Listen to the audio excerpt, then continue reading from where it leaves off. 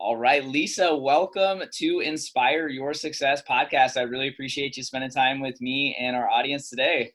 Michael, what an honor. I'm so excited. We got connected through Instagram. We started liking each other's stuff that led to commenting, that led to this guy is talking my language. We need to actually talk in real life over video. And so I'm really glad we got to connect. Yeah, no, and thank you for reaching out and being proactive. That's awesome. You inspired me, and now anytime I meet someone or find someone on Instagram or Medium, I'm just like, hey, let's jump on a call. Let's talk. Make it happen, right? It's so good. Exactly.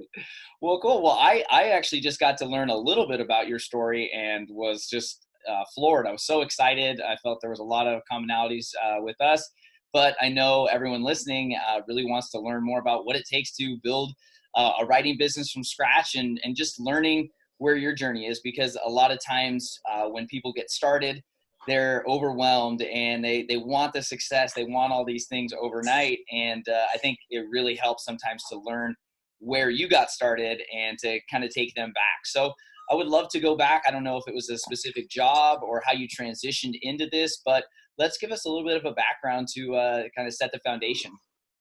No, and I appreciate that you focus on that with people that you speak with, because it's so easy to say where you are today. And you do have to remind yourself of where you started. I'm looking over there at the kitchen table that I sat at for 2 years with just a laptop and notebook. And I keep that kitchen table because it keeps me humble. I've moved into something that's a little bit more of an office, and I got a monitor, I got some fancy stuff. But really, where it all started. Not to go back to kindergarten or all those things, but I do have an entrepreneurial background, and I never really was the corporate type or could sit in an office and be kind of told what to do. And my background has been working with other really kind of successful entrepreneurs as their kind of right hand or their executor, the person that kind of gets the stuff done, right? And so I've been around people that really a big vision and then, put it into action. So I got to see what it's like to start things from scratch. I have a bit of a background in leadership development, working with people, sales. And we'll talk about that later, because that's one of the core elements of copywriting. People always ask, oh, you're a writer. And I'm like, no, I'm not a writer. And in fact, guys, as you're building your business, and you're trying to figure out what to call yourself, right? So for probably 2 years, I didn't even put the title of copywriter on. I didn't even know what a copywriter was until enough people said, oh, you're a copywriter. And I was like, I like the sound of that, right? And so, as people are building their business, they may be trying to figure out who they are, where they fit. One of my recommendations is to try to niche down into something so that you can put some roots in and get some experience in an area. And that may mean putting a title on yourself for a while until you really get a better idea of it. So how I really launched a writing business was being kicked out of the nest, kind of stepping away from a full-time job with a paycheck and waiting for the next job to come along. In terms of, I think I told you this, I put out 20 perfect resumes with curated cover letters. I live in Los Angeles. Of course, I'm going to get hired just like that. And the first week went by, and the second week went by. And in the meantime, I hop on Upwork and I start hustling. I start writing blogs. I start saying, yeah, I can do that. Yeah, I can do that. And I had such a free kind of attitude about it, because I was like, oh, I'm just going to do this until I get hired. Then the phone didn't ring and the emails didn't come in. And I woke up one day in a panic and I just said, oh my God, nobody is coming to rescue me. Was such a visceral, oh my God, I have to pick myself.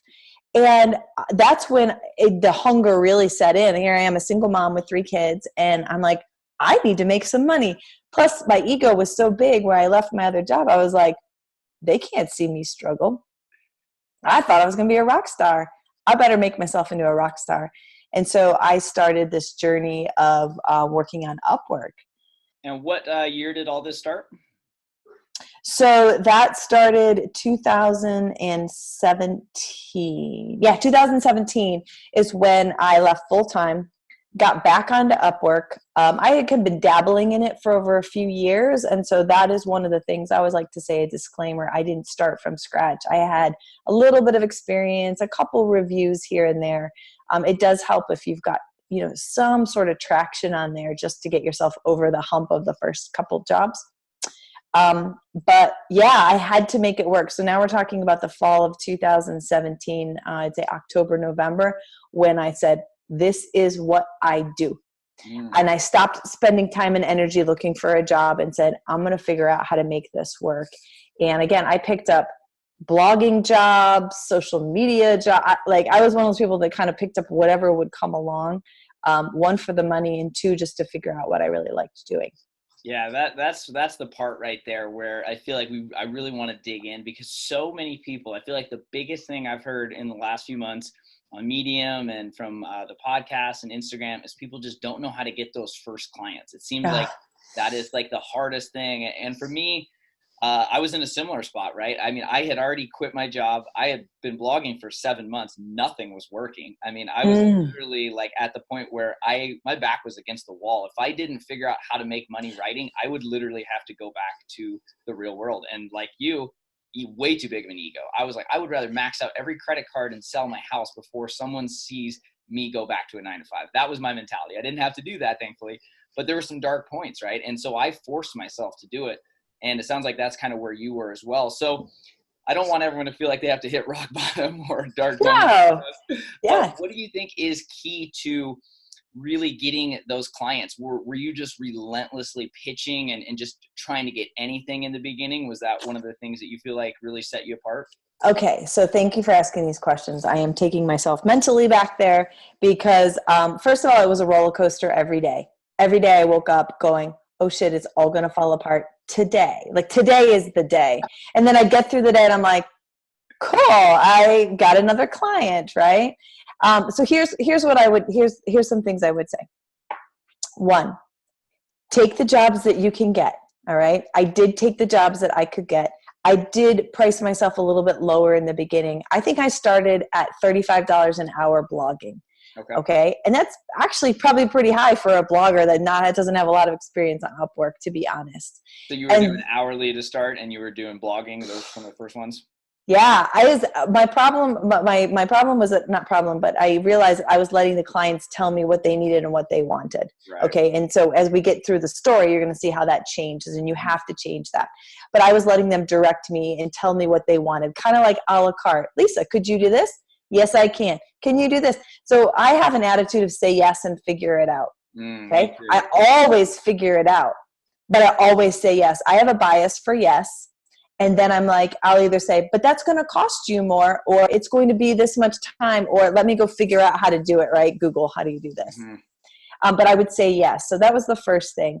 And I was very concerned with my delivery, the quality, the communication. Here's the thing I think that is so important for working with clients online.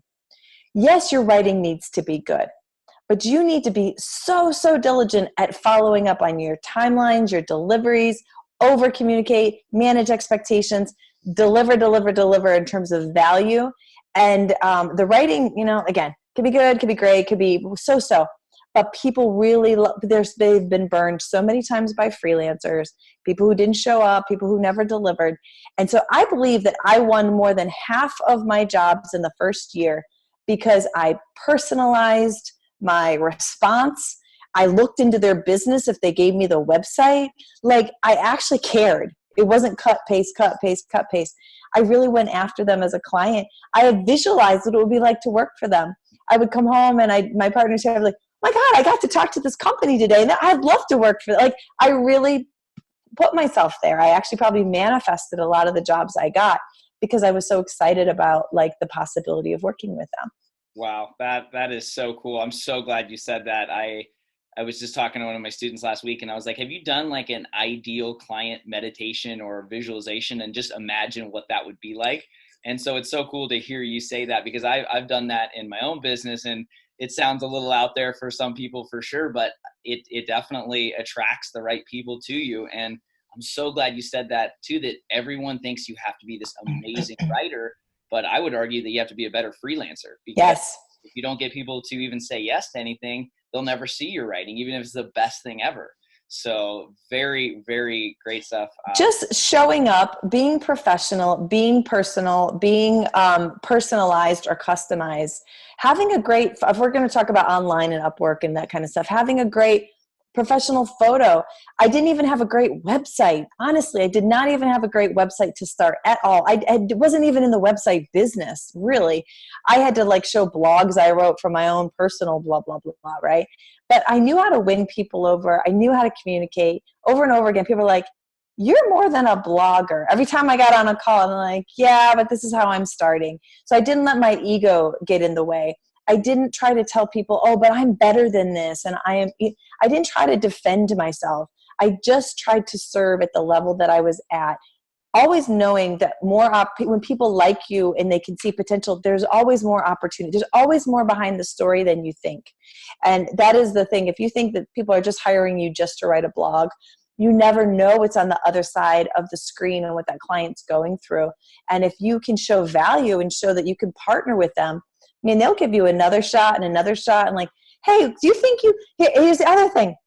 People hate looking for freelancers. They do not want to spend all day vetting, interviewing, checking, wondering. If you do a good job for them once, chances are they will give you another opportunity, even if you don't know what you're doing. They go, I like you and you'll deliver and you're going to figure it out. So here's the chance. I hope everyone just like go back and listen to that again. I've been shaking my head for like 10 minutes, just like a bobblehead over here, because I agree with everything you're saying.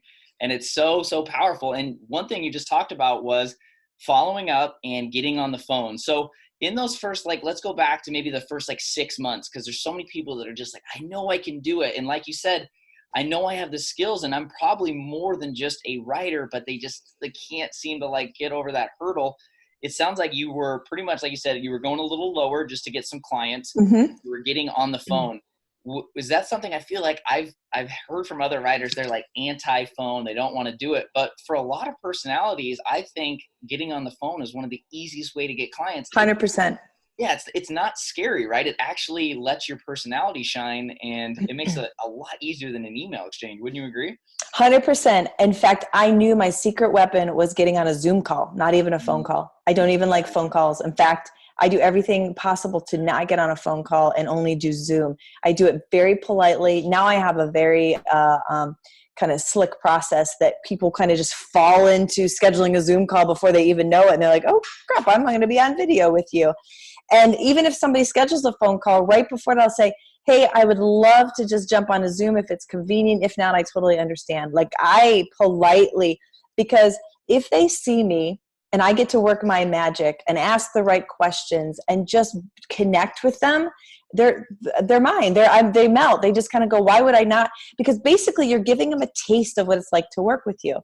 Now, I understand that some people are like maybe just strict writers. They don't even have consultations with clients. But I do think people want to be heard. I think that people on platforms like Upwork struggle to communicate what they really need in their job posting. What I want you guys to know, and again, I'm probably getting ahead of myself, but I've been on the other side of it as a client hiring freelancers. And I can tell you that the hoops I had to jump through just to get a dang post up was so confusing and so frustrating. And oftentimes people will write stuff that they don't really mean or don't really understand. Clients don't really know what they need, okay? And so when I get on the phone with somebody or I do if they ask me really good questions and they listen to me, like that is half the battle. I'm like, wow, these people care. They're actually going to partner with me. So on the reverse, that's what you want to communicate to somebody, is that you hear them, you ask the right questions, and that you will partner with them to get the job done. That is so, so good. Was there a point you were talking about the ideal client seemed to come to you, you were starting to attract them. Was there a certain like goal that you had, or what was that like first 6-8 months, or maybe even a year? Did you have like a goal that you're like, if I just made 5,000 or 10,000, or what was it that you're like, I've made it? Oh my gosh. Like was there that moment? Cause for me, it felt like forever I was in that same space of wake up, worry, panic. Oh my gosh, am I going to make this? Are you sure someone's not going to take me back to the real world? Like, so what was that like for you?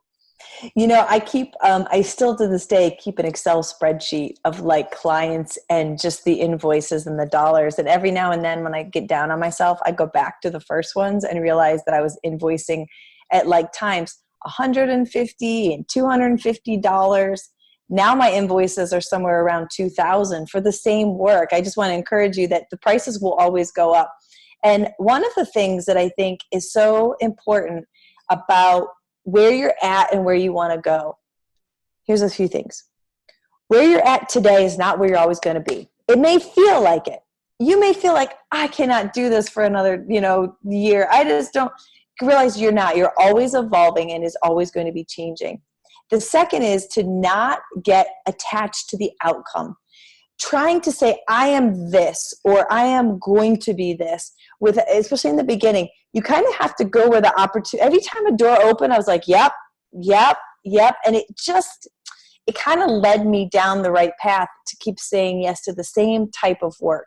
And that's another conversation we can have in a minute about how do you set up a process? How do you actually now figure out where your niche is and then really stick in that lane, right? But in the early days, I just said yes a lot. I never said, that is not what I expected. So I just kept saying yes. But when you're asking like, how did I know I made it? I used to watch my bank account go up. It was a really funny thing. I wasn't sophisticated with QuickBooks yet. And I hadn't, gotten my invoicing up. I just had an Excel spreadsheet and I watched the numbers go up. And I'm like, if I could just get over 10,000, right? Like that was a big deal. And so setting little tiny markers, maybe at the end of the week, money was my motivator, but you could go by how many, jobs you apply for, how many proposals you write. You're going to have to go with something you can control versus just kind of saying, I got to hit 20,000 and I'm not really sure how to do it. You actually have to back yourself into the pipeline, and we're going into sales here. But how many jobs do you apply for? How many do you get a chance to do a discovery call with? Always do a discovery call. How many proposals do you send? How many follow-ups on the proposals? That is kind of like a pipeline. And do you have a pipeline like that, or is that something that you work with? Yeah, no, I completely agree. I mean, that's like one of the biggest things is control what you can control. That's what I always tell everyone, because everyone is like, I want the money, which I get, but the money is a byproduct of doing the things, right? It's because I used to work in sales. I used to do national sales at Yelp, and I would do so many calls and different things. But like you said, if the pipeline wasn't there, you're never going to hit your quota. And so it was just figuring out, all right, I need to have just figuring out your close ratio, right? It's figuring out who you reach out to, who you're getting on the phone with, who's setting appointments, and who's saying yes, who's saying no. As long as you get even a no, it doesn't matter. That's one more closer to a yes, right? And so that's really, really good, because everyone wants the money, which is easy to do. And I used to do that. I used to have these 10,000 a month income goals, but then it would just be a pipe dream because I would not reverse engineer it. And then I'd make $1,000 or $2,000. I'm like, oh, I'm not a very good writer. I'm not very good. And it's like, well, wait a sec. You have to set yourself up. And once I started doing that, that's really when my business took off, and what I always encourage everyone else to do. So yeah, it sounds like we have a lot in common in that sense. So what point did you feel like you started to really transition, and at 1 year, for some reason, when I hit that 1 year, I wasn't that quote unquote successful yet. Year 2 was a lot better, but it was just like, wow, I made it a whole year on my own. Did you have some sort of anniversary or epiphany moment where you're like, I can really do this? I think it happened when I did my taxes. I literally was not paying. It's not that I wasn't paying attention, but I went and did my taxes, and my accountant said, listen, you don't have enough expenses here. You're going to pay a lot of taxes. And I lit up and I was like, awesome. The idea of paying a lot of taxes, because the year before, if I can be honest, I was on subsidy support. My kids were getting free lunches, because I divorced and I had not gotten my income up. I live in California, for goodness sake. So it's easy to not be making enough money. And so I knew when I did that, and he's like, oh, you owe taxes this year. I was like, hello, I think I have a business here. Right. then one of my clients was asking me about my business model, and I told him how much I earned. I did break six figures my first year, which I'd never made that much money in my whole life ever, even in a job. Like, and So let's because it was, stop there real quick, because I love that, and I want you just kind of breezed over it, no problem. But you made more in your first year as a freelancer on Upwork primarily than you ever did in a 9 to 5 in your first year.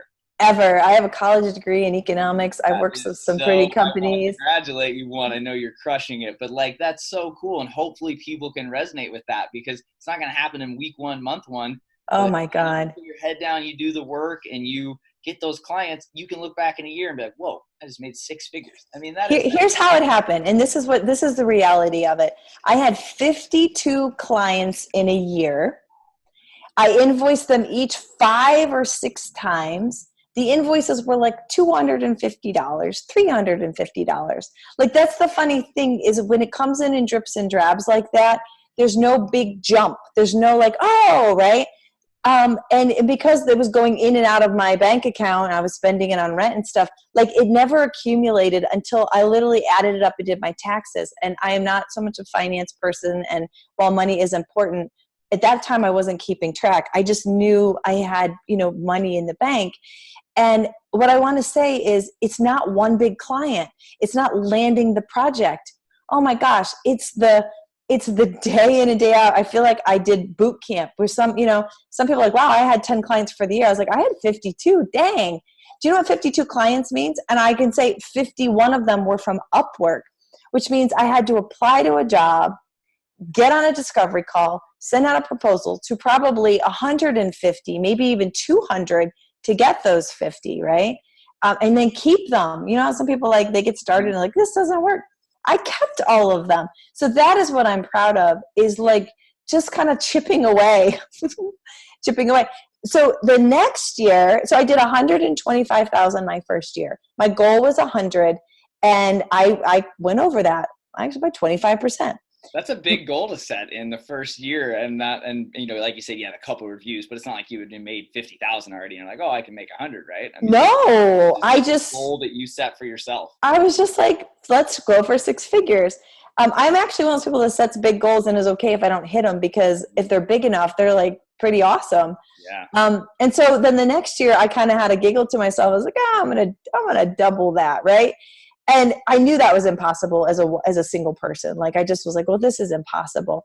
But then I realized, if I continue to increase my prices, reduce the time it took me to work with clients, get a few more better paying clients, it did not take much to tweak that. And so one of the things is, you got to have patience. Settle in, stop dabbling, stop toying around with this, stop doing it on the side, stop doing it until, like, all of that, I think, messes with you. You're laughing, messes with you. Because I've been there. I dabbled in 7 online businesses at one time, because I couldn't get into writing for some reason. And so that's why I'm laughing, because I wish 2018 Michael could have heard this. So this is great. Yeah. So you dig in, and then you say, you know what? I'm going to write this down in a template. Like, this keeps coming up. Like, that's how I knew I wasn't going anywhere. I was like, I need an intake form for clients, because I keep asking the same questions. So I started to work on the business in terms of, okay, if I'm going to do this for a long time, how do I make this easier on myself? I think that's when the mind switches over. Instead of being thankful you got another job and, oh, I got another one, I got, like, And so here's the cool thing. When you create a process and then you communicate to people you have a process, they're like, you're serious. Like, you know what you're doing. And I'm like, yeah, I take people through a process all the time. And they're like, it just changes the game. And that is, again, a whole nother topic of when, instead of people telling you what to do and then paying you for it, I invite them and say, would you like to be part of my process? You can pay me and I will take you through my process. You are mine. I am not yours. Like, totally, reversing the roles. I'd love to have a part 2 of like advanced freelancing, but because I know that you have a lot on that. But yeah, no, I couldn't agree more with that, and having processes set up, and just, I love that you said just dig in, right? As so many people dabble, and I'm guilty of it as well. We want that overnight success. So you move into it. Obviously year 2 went good. Now you're into year 3. You're doing great. I want to give people some more, I guess, context on what you would recommend for people that are just getting started. Because again, I know we've talked a little bit about it. Would you recommend Upwork? Would you recommend picking a niche, a website? Like there's blogging. I mean, there's so many things and so many ways that you can do it.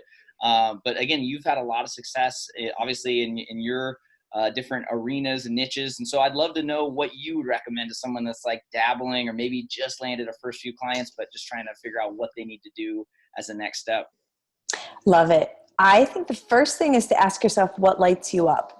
What could you wake up and do every day? Like, what is the thing you like to do? Even though here's the problem. If you scroll through Upwork and you see all the jobs, literally yesterday I was a little down and I was like, I might start taking email campaign gigs, right? I hate writing emails. And I was like, I saw so many of them.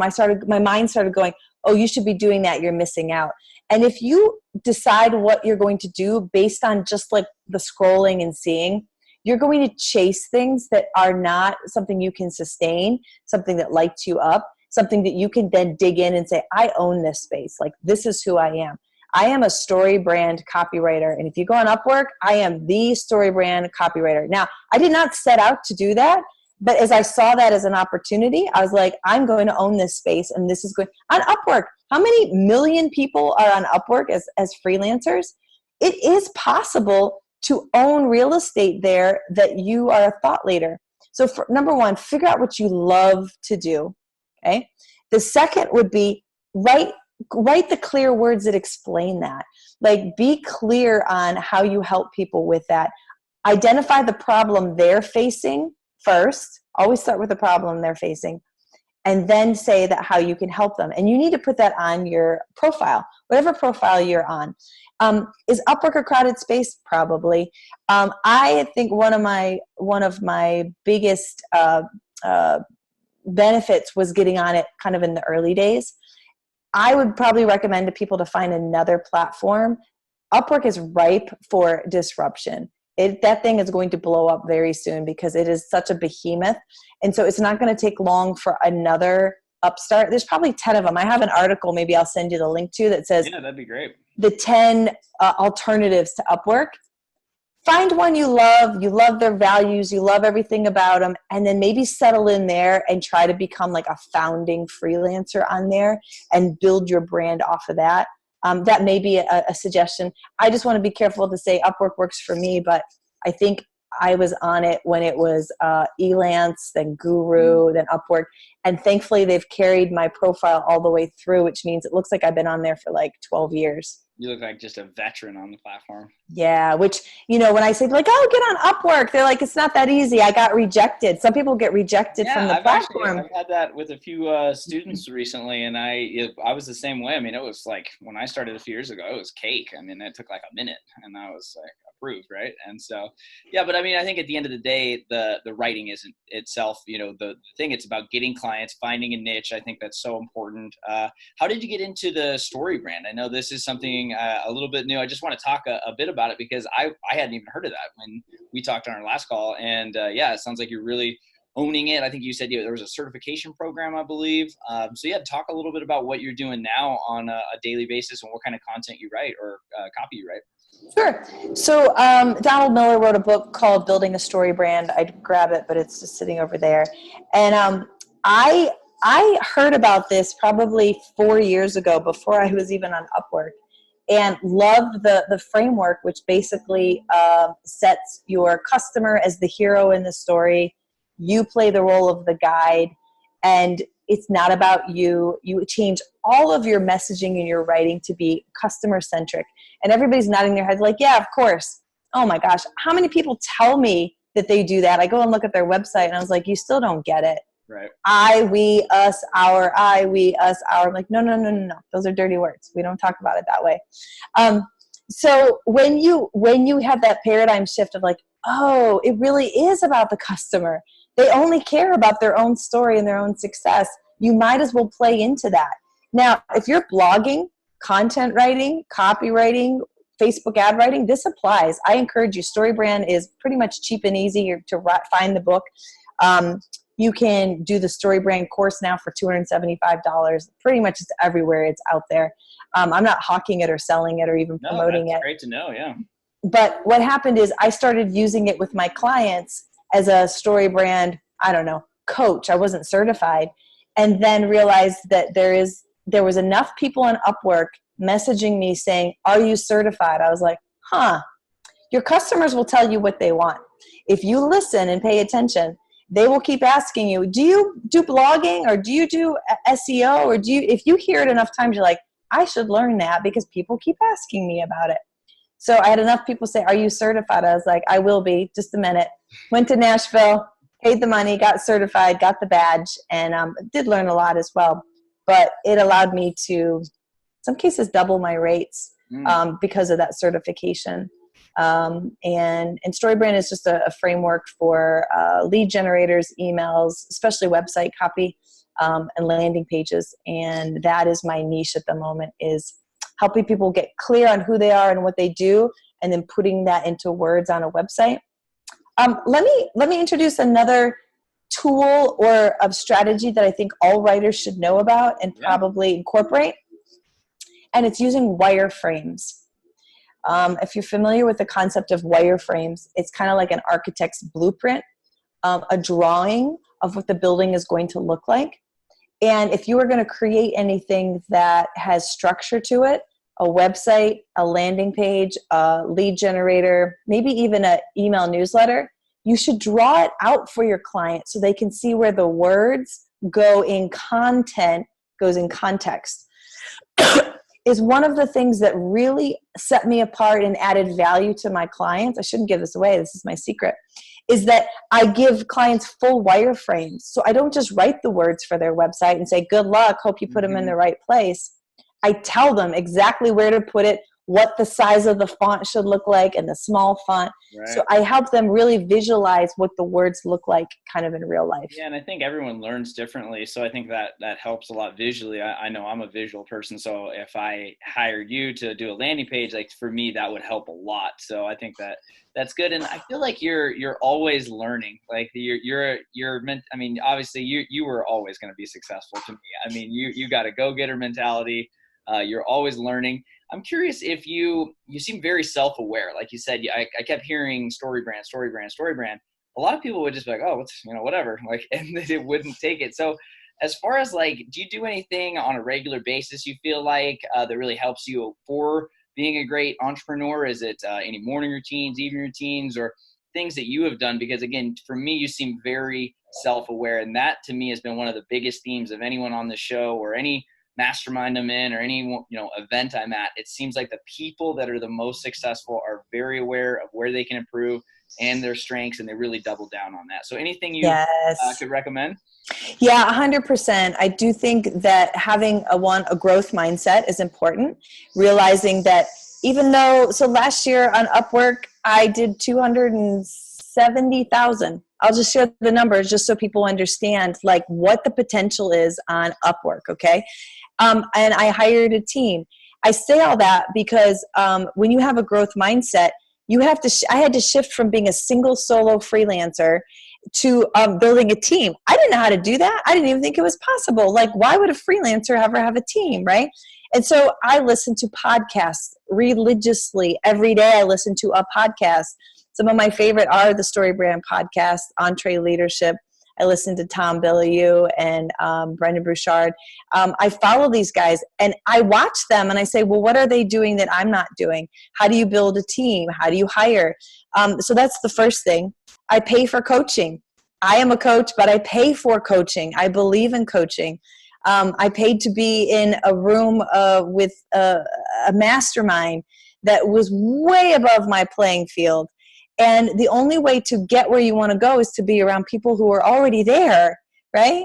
The conversations are so different than I'm having. And I'm like, oh, you just said stuff. I don't even know what you're saying. Could you explain that to me, right? Yeah. I have first conversation people had with me about my net worth. I was like, my net worth? What do you mean? Like, what's in my bank? And they're like, no. And I'm like, oh. So I think being humble, realizing the more I've learned, the more I was like, man, what else don't I know? Like, where else can I take this? Not settling I'm not going to be a freelancer on Upwork for much longer. Like this has been a stepping stone to then show me new opportunities, right? Yeah. So that's always important. Always reading books. So I have a book on the go every morning. I'm listening. Spiritual growth is really important to me. I feel like when you are connected to your your intuition, your inner spirit, whatever you want to call it, it has all the answers you need. So I can read it out of a book, or I can be quiet and meditate and go, what am I saying to myself? And listening. And that always, the problem with it, it's always an answer I don't want to hear. It's not always the easy answer. So that one's the challenging one, is hearing it and then actually acting on it. Yeah, no, that's great. I couldn't agree more. Everything you need is inside of you, but it's up to you to get quiet enough sometimes to pull it out and listen and actually hear what your intuition's saying. So thank you for sharing so much of your journey and all the numbers and just the mindset stuff and everything else that really, I know people are going to hear this and just have so much inspiration and ready to take action. And so hopefully that's what people can learn from you, is that you didn't just sit there and hope people were going to find you. You were pitching 52 clients, 125K. I mean, I'm inspired right now. So before I ask my last question, would love to let you talk about anything you're doing, where people can find you and follow you to really learn more and potentially work together. Yeah, well, I love what you're doing. So the thing that grabbed my attention, Michael, about what you're doing is that you are actually wanting to coach and teach people who want to do what you do. Right. And I think that is so powerful. You could go to a university or, register for an online class. Yeah, there's lots of ways to get better. But I think in this day and age, if you find somebody that you like and you trust and you say, I bet this guy can show me what he knows. Yes, I'm going to pay him. I'm going to pay her for their time and their expertise. Mm-hmm. You can shortcut your learning curve. You can hack your career and shortcut. So I did this literally on I didn't know a single other person. Nobody else knew what Upwork was. Nobody knew what a freelancer was. I'd say what I did. People were like, you're weird. Like, I work from home and get clients online. I didn't know anybody. But what I'm trying to do now is similar to what you're doing, is to say, listen, I'll tell you everything I got. I'm going to package it up in a course or coaching or something. But if you want to do what I do, I will tell you. And if you do it, so we know the challenge is most people don't do it or don't have the capacity to do it. But what you're doing, I think, is amazing. And I think people would benefit from connecting directly to you, paying you for your expertise and your time. And we know that coaches always give way more than the value of what they cost. Like, all you want is for your students to succeed. So Absolutely. The fact that they're looking at their dollar amount going, I don't know if I can make that back.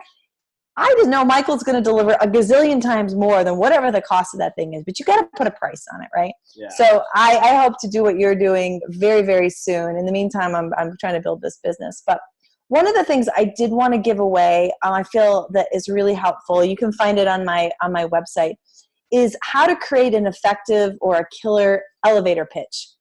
So if you are a person who's trying to figure out who they are and what they're doing, and people are like, Lisa, what do you do? I'm able to say, oh, I help people put words on a website, right? Or oftentimes businesses struggle to communicate their ideas in a simple way. I write words that people can understand so that you can grow your business and make more money, right?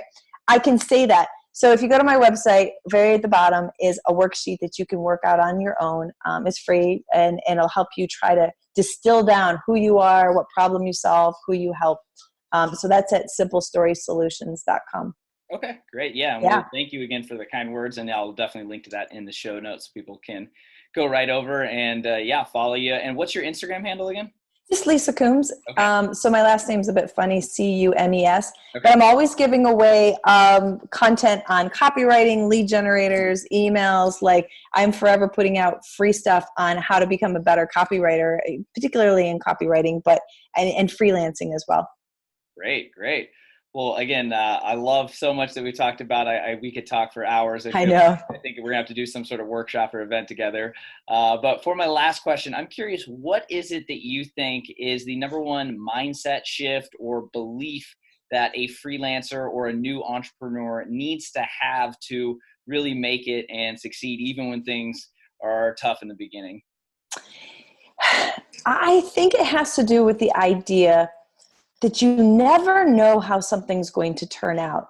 When you have a fixed mindset and you believe, oh, this client's going to do this, they're going to do this. This is, if you would let go, number one, don't put all your eggs in one basket with like one client. Really spread yourself across with proposals and let whatever is meant to be happen.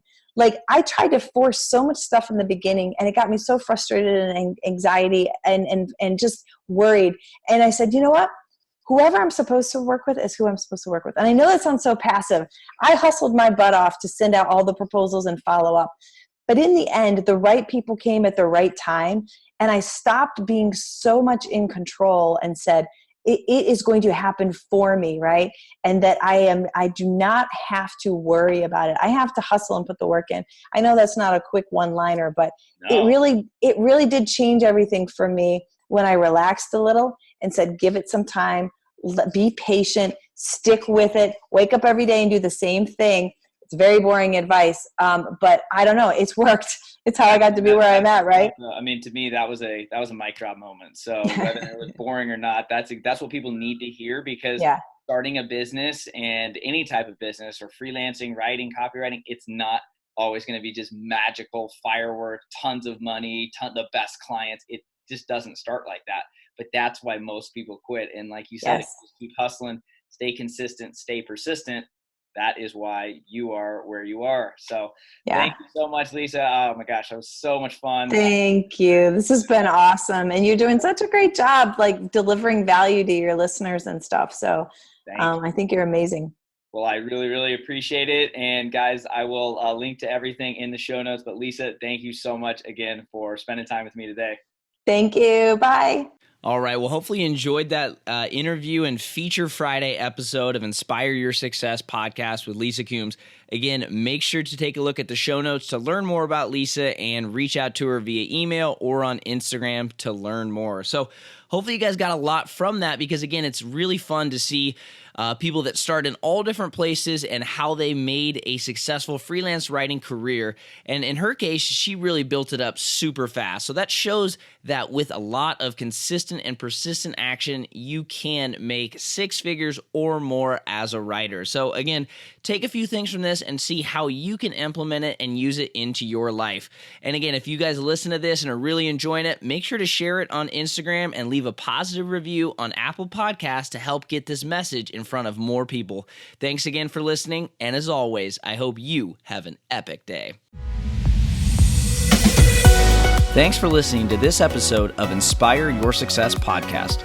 If you're the kind of person who likes to help others, please leave a positive review on iTunes so more people can learn about the show. Also, if you have any questions about freelancing, I'm here to assist. Please email support@inspireyoursuccess.com, and I may even use your question for a future episode topic. And if you want more inspiration and freelance writing tips to build your business, follow me on Instagram. My username is @IamMichaelLeonard. Finally, if you're ready to learn how to make your first $1,000 as a freelance writer, check out my free 7-day series at inspireyoursuccess.com/1K. Thanks again for listening.